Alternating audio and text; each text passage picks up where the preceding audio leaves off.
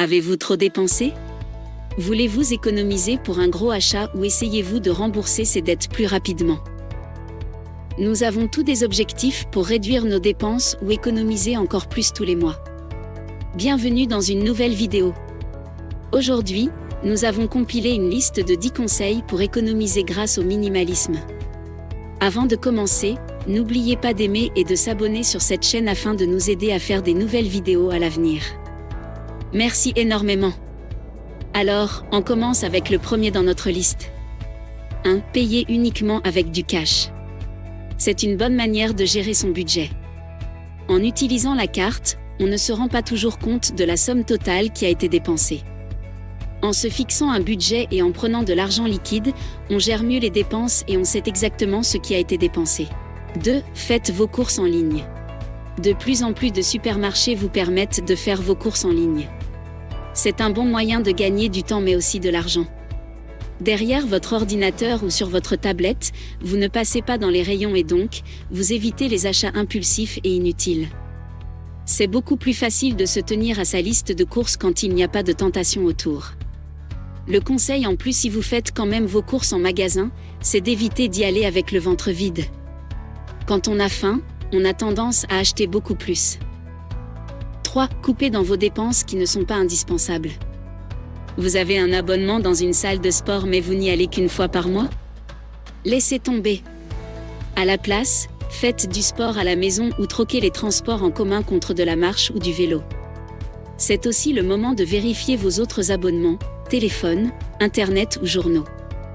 Vous payez peut-être trop cher par rapport à l'utilisation que vous en faites.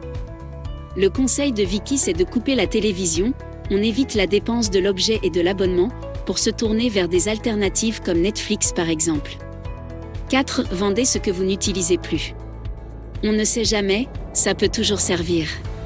Non. Cette robe qui traîne dans votre dressing depuis 4 ans, vous ne la remettrez probablement jamais. Économisez de l'espace et gagnez un peu d'argent en la vendant. Aujourd'hui, il y a de plus en plus de plateformes sur lesquelles la transaction peut se faire très rapidement et de façon sécurisée, comme Vinted par exemple. Triez vos objets et restez rationnel, un objet que vous n'avez pas utilisé durant les 2 dernières années est un objet dont vous n'avez pas besoin. 5. Louez des livres au lieu de les acheter. En plus d'avoir un impact sur notre planète, ça réduira considérablement vos dépenses si vous êtes une adepte de la lecture. Aujourd'hui, la plupart des bibliothèques disposent des livres sortis récemment, alors vous n'avez plus d'excuses. Si les livres vous tiennent réellement à cœur, alors achetez-les en seconde main. Bien choisis, ils sont souvent en super état et vraiment pas chers. 6. Privilégiez la qualité plutôt que la quantité. Pour éviter de dépenser de l'argent à outrance, achetez des objets de qualité. Certes, le prix sera plus cher à l'acquisition mais il y a beaucoup plus de chances que ce produit dure dans le temps. Cela vous évitera de devoir le racheter 3 mois plus tard parce qu'il n'aura pas tenu. 7. Vivez selon vos besoins et pas selon votre salaire.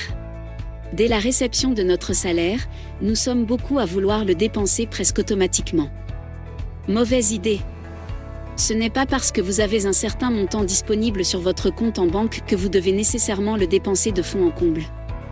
Répondez à vos besoins et réfléchissez avant de vous lancer dans un achat que vous ne jugez pas indispensable. 8. Faites les soldes ou utilisez des codes promo. 2 fois par an, c'est amplement nécessaire si vous voulez arranger un peu votre garde-robe. Profitez des prix bas pour pouvoir acheter plus de pièces. Si vous faites les magasins, privilégiez le fait d'aller en boutique. Vous pourrez ainsi les essayer et éviter un achat qui ne vous convient pas.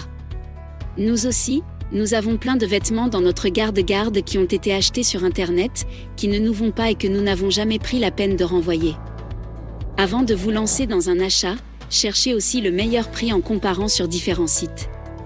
Aussi, il existe peut-être un code promo qui vous donnera une belle réduction. 9. Stoppez la surconsommation. 12 gels douche, 5 shampoings et 9 après-shampoings, ce n'est pas réellement utile dans votre salle de bain. Finissez vos produits de beauté avant d'en racheter d'autres. C'est aussi valable avec le maquillage, d'autant plus que les cosmétiques ont souvent une date de péremption.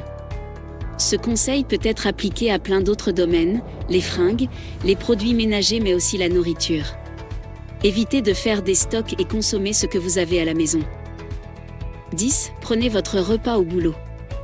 On ne s'en rend pas toujours compte, mais 5 sandwichs sur la semaine, ça fait vite monter la somme totale. Pour éviter le gaspillage, emportez les restes de la veille avec vous ou préparez-vous un plat. D'un point de vue santé, ça vous évite de manger gras ou industriel, et d'un point de vue financier, c'est encore quelques euros économisés. Nous terminons notre vidéo ici. N'oubliez pas de nous laisser vos suggestions dans la section commentaires ci-dessous. Merci. À la prochaine vidéo.